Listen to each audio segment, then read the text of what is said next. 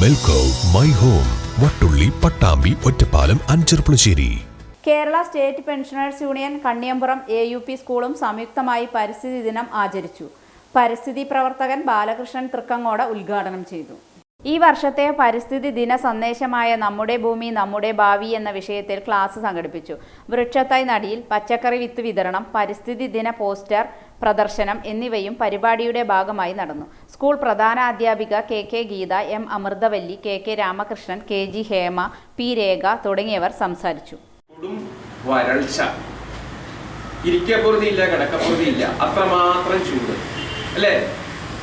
അതായത് കാലാവസ്ഥ ഒരു വല്ലാത്ത ഒരു തീവ്രതയാണ്. അതിന്റെ തീവ്ര സ്വഭാവത്തോട് കൂടിയിട്ടാണ് പലപ്പോഴും നമുക്ക് അനുഭവപ്പെടുന്നത്. എന്താണ് ഇതിനൊക്കെ ഒരു കാരണം? ഈ വെള്ളപ്പൊക്കം എന്ന് പറഞ്ഞു, വെള്ളം കയറി, എന്താ ഇതിനൊരു കാരണം? നമ്മുടെ ഈ ഭൂമിയിലേക്ക് ഈ മഴവെള്ളം ഇറങ്ങാനുള്ള സാധ്യതയില്ല.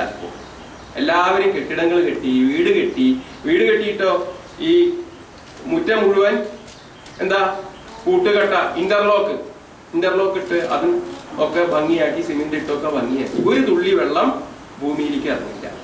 പിന്നെ ഈ വെള്ളം ഇങ്ങടാ പോവാ, അത് അതിനിഷ്ടമുള്ള ഭാഗത്ത് കൂടെ ഒഴുകും.